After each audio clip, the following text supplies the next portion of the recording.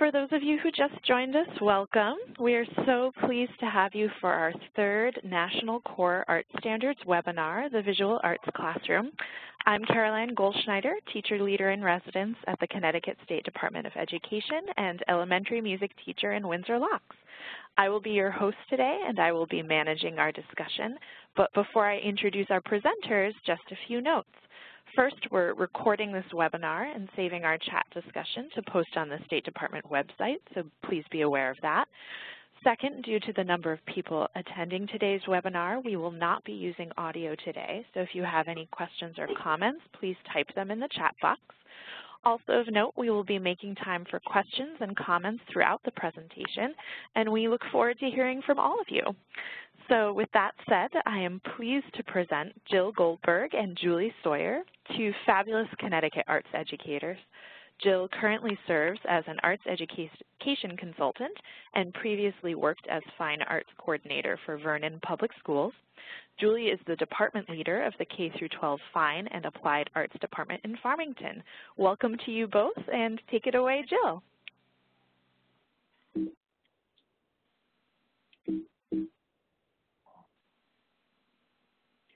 Hi, everybody. Julie and I want to welcome you to our very first webinar. We want to thank Jackie Coleman, State Arts Consultant, and the Connecticut State Department of Education for providing this professional development opportunity to Connecticut's art educators. My name is Jill Goldberg. I am currently an art education consultant who, while enjoying working with several school districts and art educators, I have primarily been working with the New Haven Public Schools for the past 3 school years. I am the former and retired fine arts coordinator for the Vernon Public Schools, where I enjoyed my entire career in visual arts education, and in later years, even a bit of music education. Hi, everyone. I'm Julie Sawyer, the District Department Leader of Farmington's K-12 Fine and Applied Arts Department, and I have also served as NAEA's Eastern Region Director of the Middle Level Division. In addition, I'm a certified coach with the National School Reform Faculty. Our focus is to share some applications of the new standards, or NCAS, in the visual arts classroom. We will be looking at work from both urban and suburban districts. This webinar will be divided into 3 sections. First, I will share an application of the new standards through instruction. Next, Julie will share an application of NCAS through assessment. And finally, we will provide an opportunity for participants to interact in a question and answer period. We will address as many questions as time allows during this last segment of the webinar. You may have noticed that the new standards have taken on a big shift from our skills-based approach, or the how, to a concept-based approach, or the why. The philosophy, purpose, and goals of the NCAS are to develop artistically literate citizens. What does an artistically literate citizen look like to you? Go ahead and write down your thoughts to share in the chat box with everybody. So we have some thoughts from people about what artistically literate citizens mean to them. So Jackie says artistically literate equals engaged students. Cindy says artistically literate also means technology literate. And Karen says an artistically literate citizen is someone who recognizes art around them and understands its importance for children and adults. It also refers to a person who might be more aware of art in different methods of practice. So continue to think about what makes an artistically literate citizen. Thank you for your comments, and I'll pass it back to Jill. Oh, that's great. Thanks, Carolyn. We can develop artistically literate citizens through communication, creative personal realization, culture, history and connectors, and a means to well-being and community engagement. These are the desired outcomes the writers of NCAS were heading towards. The definition of artistic literacy from NCAS is the knowledge and understanding required to participate authentically in the arts. Fluency in the language of the artist's ability to create, present, respond, and connect through symbolic and metaphoric forms that are unique to the arts. It is embodied in specific philosophical foundations and lifelong goals that enable an artistically literate person to transfer arts knowledge, skills, and capacities to other subjects, settings, and contexts. Now that's pretty wordy, but it does encompass the 21st century knowledge and skills that we are seeking in students today in all curricular areas. We know that you are already executing awesome planning, lessons, and work with your students. The instructional shifts required in NCAS, however, move from the how to the why. We don't want to take away the how, but it is crucial to get to the why. One of the great features of the new standards is that they include enduring understandings and essential questions for each of the anchor standards.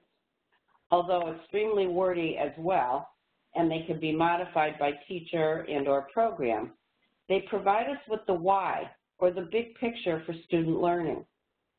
We tend to focus our planning and instruction on the how in our classrooms: how to create, how to learn a specific skill, how to respond, and even how to connect. With NCAS, we now add the why. Why are we creating?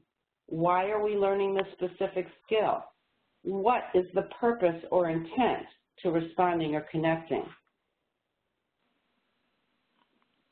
I have had the very good fortune to work with Ellen Moss, New Haven's Performing and Fine Arts Supervisor, along with an outstanding group of art educators and music educators in New Haven as their art consultant for the past 3 years.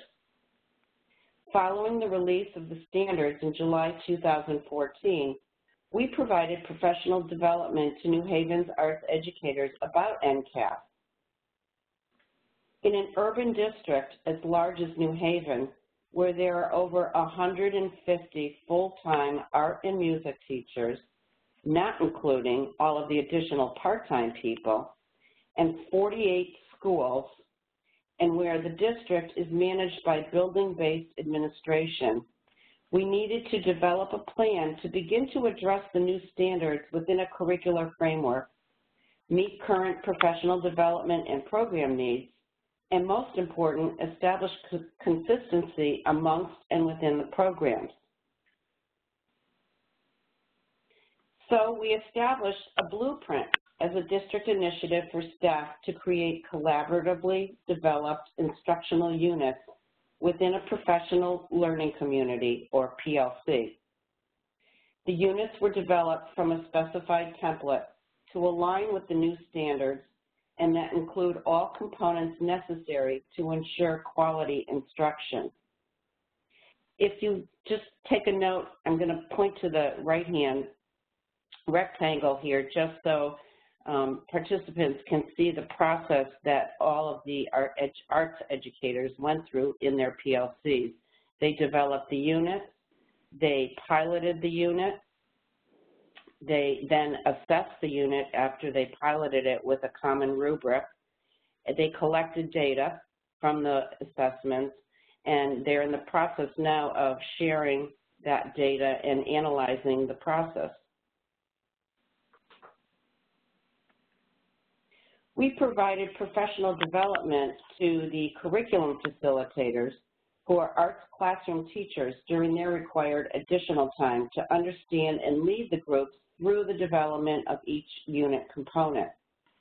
The professional learning communities, or PLCs, were led by the curriculum facilitators in groups of 5 to 6 educators to collaboratively design the units together. Each group created its unit for a specific benchmark grade level of grade 2, 5, 8, or first-year high school. There were a total of 7 art PLCs and 9 music PLCs. The groups met and worked together during district professional development time. This is the, This is a unit that was developed for grade 2, and I'm just going to read the abstract of the unit. It is that students will review the element of art and texture by exploring various textures found in nature and in the illustrations from the book, Where the Wild Things Are. And I'm not going to read the rest of it, but I'm sharing this with you. This is Carol Anderson. She's a grade K through 8 art teacher in New Haven. She teaches at Conti West Schools. And this is the first page of the template for all the units that were developed. And I'm sharing this with you just to illustrate how each of that first page had the abstract or description of the unit. It shows the standards that are aligned with the unit, and then the enduring understandings and essential questions. And this is the rubric that was developed for that unit with the group.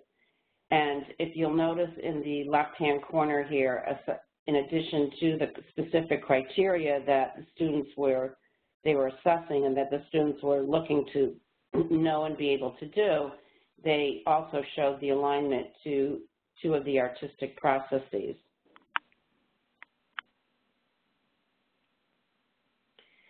These are some images that Carol shared with us of her classroom, of her students, her second grade students working on this unit. And I just love each of their individual approaches, seeing all the different materials, which is all part of the new standards, where they could explore and use different materials in their pieces, and how they were working together side by side.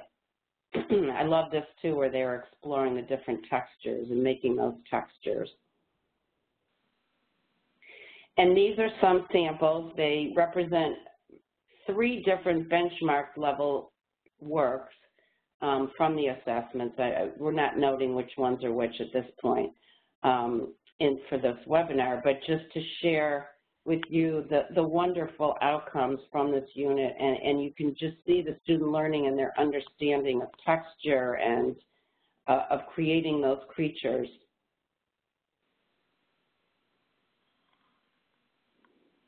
This is the grade 8 unit that was created from their PLC, and Melody Gallagher from Morrow Sheridan Science, Technology, and Communications School in New Haven was so kind to share her unit with us, and you're going to see some work in a couple of minutes from this unit. This was a realistic self-portrait unit where students were studying and being inspired by the contemporary artist Kehinde Wiley. And again, I'm sharing this just first page of the unit template to demonstrate the abstract of the unit, the alignment with the new standards, and the enduring understandings and essential questions that go with those. And then to the left here, students as part of this unit, as I mentioned earlier, were studying the work of Kehinde Wiley. And they chose Kehinde Wiley because he's a contemporary artist, and students could hopefully find a connection to him. Also, he did his graduate work. He received his master's degree from Yale University right in New Haven. And this is the assessment rubric that went with that unit. And again, you'll notice down the left side here is the criteria that they use to assess the work.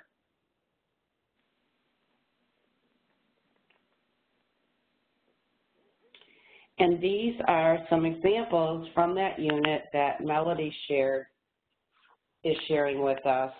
And again, I just love the variety of student approaches and how they could independently respond. Again, these were from some different benchmark levels, which we're not sharing at this point because, again, this was a pilot.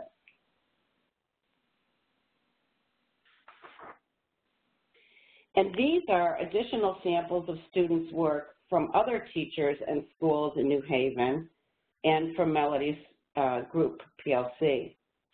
You may note here the varied media approaches.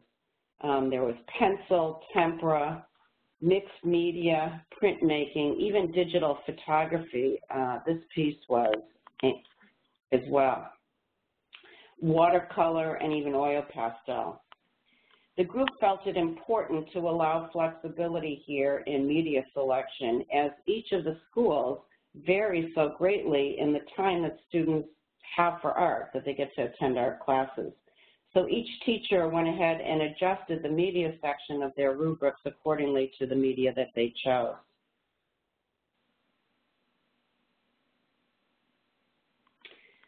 Reflecting on this whole process this year, what we now know from it.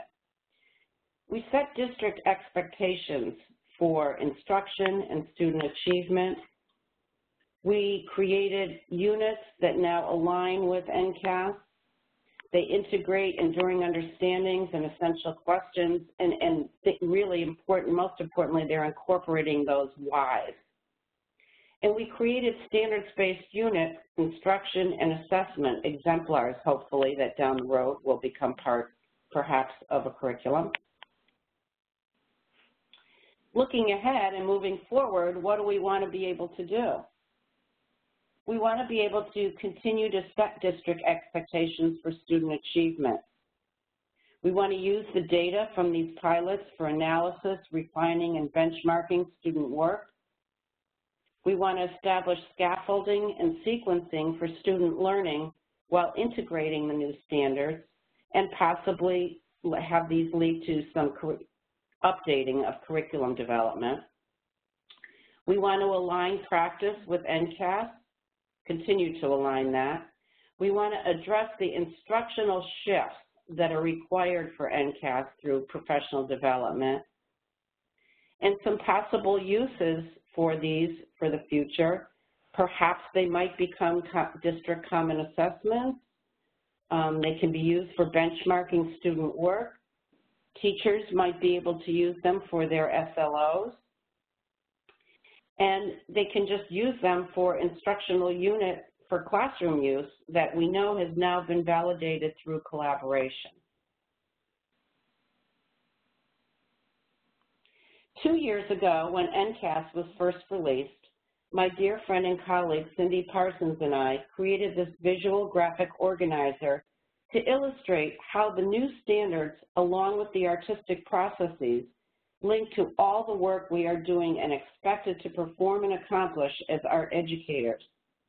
We chose the puzzle piece shapes to visually communicate and demonstrate how each of the pieces of what we do is interlocked and integrated.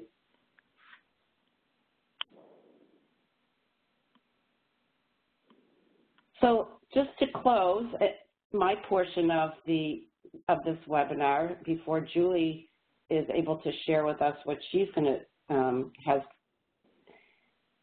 here are some questions to think about and ponder, and we'd love to see your responses.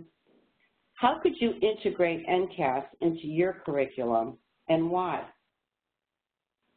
Knowing that you're already doing tremendous lessons and work, what are some or any instructional shifts you could make in your lessons or units to address the new standards? Hopefully we'll have some time at the end for Carolyn to share your thoughts. Great. And now I'd like to turn the program over to Julie, who will share some remarkable initiatives she has been leading in Farmington through assessment. Great. Thank you so much, Jill. This is Caroline again. And just one quick clarifying question for you from Cindy before we move on to Julie. She was wondering if the Where the Wild Textures Are unit from Carol Anderson is a unit required in the district, or if it's just something that individual teachers do. It's not required now. It was one of the units through this process that we developed, that this grade 2 professional learning community collaboratively developed together. So all the units this year were piloted. They were not required. And as I shared earlier, we're going to take this data now and go through analysis and make some recommendations for how, if they will be used in the future. Great. Thank you very much. I'm seeing a lot of compliments up here saying it's a good way to differentiate. This is awesome. Thank you, Jill. And I'm going to pass it on over to Julie. So just pardon us one moment as we switch screens. And Julie's going to share her screen, and she's going to share a little bit more about assessment. So thank you very much, Julie. All right. So I'm just getting my slideshow here, and hopefully everyone can see it now. Yes, we're good. All right. So hi again, everyone. I'm going to share some of the work we've been doing in Farmington this year, including visual benchmarks, Cornerstone assessments, and rubrics that align with the new national standards for 2 of the artistic processes, creating and presenting. This has been collaborative work throughout the K-12 department, as you'll see, and my colleagues and I would like you to know that all of this is a work in process. We hope that our work will help you think about collecting data in your districts, and also to let you know that if you plan well, it really doesn't take that much more time and really is beneficial in terms of helping your administrators advocate for your programs in these days of tight budgets. So we're starting with Marguerite French's rubric. Using UBD's backward design, she created a rubric for the creating process, keeping in mind the new national standards as well as our vision of the graduate standards, which I'll call VOG probably later in the webinar, and what we think is most important in our K-12 Fine and Applied Arts department. We always want to make sure that our stakeholders understand the importance of the visual arts, so we want to highlight and measure those things that make our work critical to the education of all students. We then took a look at the anchor standards and enduring understandings and chose our focus for the purposes of collecting this data. We decided which essential questions to focus on as well. One of the things that's so nice about our department is that everyone is part of a subcommittee and everyone takes on a leadership role. Andriana Donlin coordinates a K-12 exhibit each year that has a specific theme. Here you can see the reception for our portrait exhibit from last year. Susie Magny and Leslie Flowers, our vertical team, decided to use these exhibits as a means to collect our visual data. So this year it was landscapes, last year it was portraits.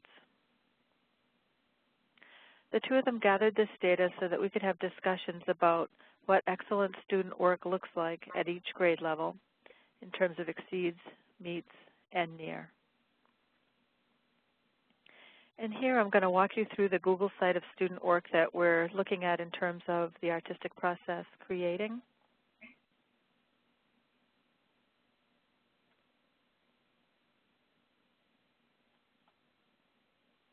Okay, here we go. All right, so on this first page, you can see that we've outlined the purposes of creating these benchmarks. And what I'll do is I'll scroll through the elementary and the middle school benchmarks for you to just get an idea of the work that we're trying to do here. So in the elementary benchmarks page, you'll see what we think is exceeds, meets, and near for various portrait assignments. Here it starts with kindergarten. I can create a self-portrait that looks like me. Working the way down to 2nd, 4th grade portraits. And then the landscapes that were part of this year's exhibit. And this Google site is public, so the link that we're sharing with you in this webinar is one that you can go back to and look more closely at the student work if you like, and you can always let me know what questions you have about it. Here's the middle school page, again, for portraits and landscapes.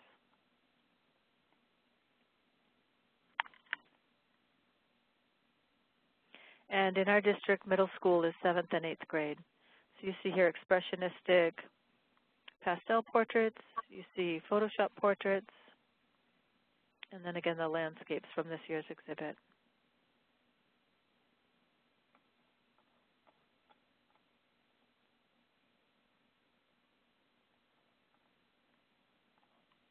Okay. I wanted to give you a closer look also. So here are some of the portraits from our Arts Through Technology class, which is taught by Earl Procco. And one of the things that we found in creating these benchmarks is that because new media or digital media is still fairly new, we found that even experienced art teachers might not know why these are scored the way that they are. You know, why is this one an exceeds? This one is really interesting too. So what we're doing, and we haven't finished this work yet, so we can't share it yet, is we're going to annotate each of these benchmarks so that teachers and administrators alike will understand exactly why one work shows more planning and problem solving than another. In these more traditional portraits, also from one of Earl Procco's classes, almost everyone, including administrators, can see the qualities that distinguish one from the next. So after collecting this work, we took some time during a department meeting to look at student work collaboratively using a modified National School Reform Faculty Protocol. Again, we want to focus on what makes our assessments different from other academic areas. So some of the questions that we asked in this protocol, you can see here. How is the student visible in the work? We think it's really important to note choice and risk-taking, for instance. What does the student appear to value, and what is the visual evidence for that? What does the student know how to do regarding skills, and what do they seem on the verge of understanding regarding skills? And then also, what does the teacher appear to value? Because a lot of times we see the teacher in the student work as well. You might want to take a moment at this time to just maybe jot down some questions that come up for you when looking at student work. What would you ask for, the purpose of looking at student work collaboratively?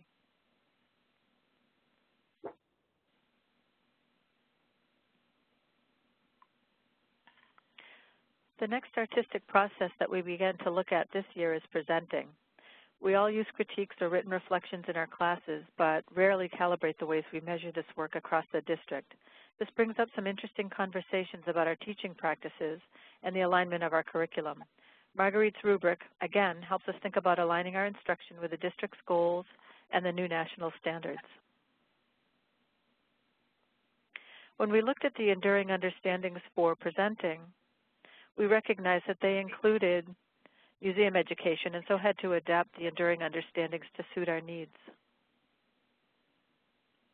And we chose only one of the three, we chose only one of the three EQs for our purposes of looking at fourth grade presentations.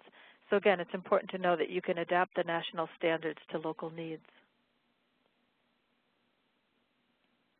To begin this work, we decided to collect videos from 12 students at each of these grade levels in all of the schools, and intermediate level high school students who had taken at least one art class before the one that we were measuring. So we're now in the process of calibrating our rubrics so that we can collect numerical data related to these presentations. We're using PowerSchool's Inform, their analytics to chart these indicators: selection, analysis, communication, and self-direction. And this will give us graphs of data at each grade level that will not only help us advocate for our program, but will also help us measure student growth in the area of presenting over time. We've been working with a literacy specialist, Jill Pylon, who has done this work in the district for the English language arts and the music department. She's been really helpful in the process and helping us think about how to simplify it. And this is the prompt that she suggested we give students as we began this work. And this work is a pre-assessment or an on-demand assessment, as she calls it. So there wasn't a lot of instruction that was given before taking the videos of these students at these grade levels. Okay. So my last slide shows one of our fourth grade students presenting her work in a Cornerstone assessment. And as you watch this short video, you might want to think about how you might assess the student in terms of analysis, communication, and self-direction.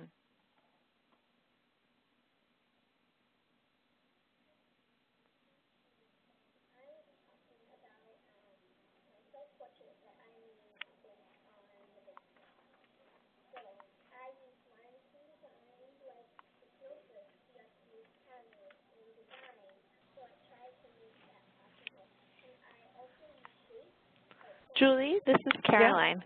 Yeah. We can't really hear the video that well. I wonder if you might want to put your phone next to the speakers and try playing it again. That'd be great. Okay. All right, let's try it again.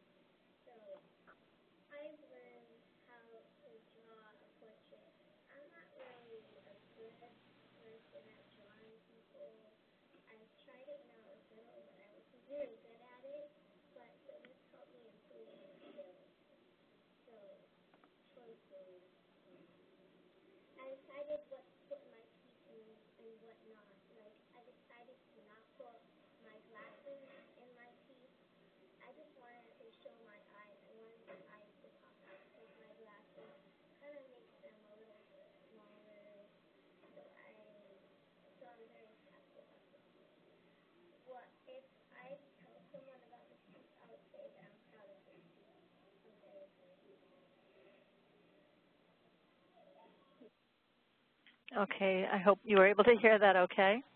Great, and for those who couldn't hear that, we'll send out a link to the video. Okay, that would be great. And then we're just interested in what questions you have for us so far. That's great. Thank you, Julie. Really fascinating. We have a lot of great comments. Mark is saying, I love the persistence part of that last slide. It's often hard to get students to continue to rework their ideas. Joy says, I think it would be helpful to take a look at existing units and try to align the NCAS standards. I think this would help inform my teaching and consequently my SLOs for the year. We have a lot of people saying that this is great work and that they're very enthusiastic to try it in their own districts. A couple of questions that I might be able to answer for some people. Mark asks, who can we contact around the state who may assist districts in curriculum development? You can contact Jackie Coleman. Her email is Jacqueline.Coleman, C-O-L-M-A-N, @ct.gov if you needed help with curriculum development. Joy asks, is this something we can do through our arts councils in the RESCs? Yes, that's a great idea. If you can bring this information to your art council, that would be wonderful. And then another question for Jill and Julie. They want to know what's next, what's happening at the state in terms of NCAS. Would one of you be willing to answer that question? I could jump in a little bit, and Julie, please join me. Okay. Julie and I actually both were part of a whole process that was led, Jackie Coleman from the State Department led to start to take a look at how the standards might be thought about in Connecticut and what kind of adoption. And so there was an entire review process and team that went through that, which Julie and I were both part of.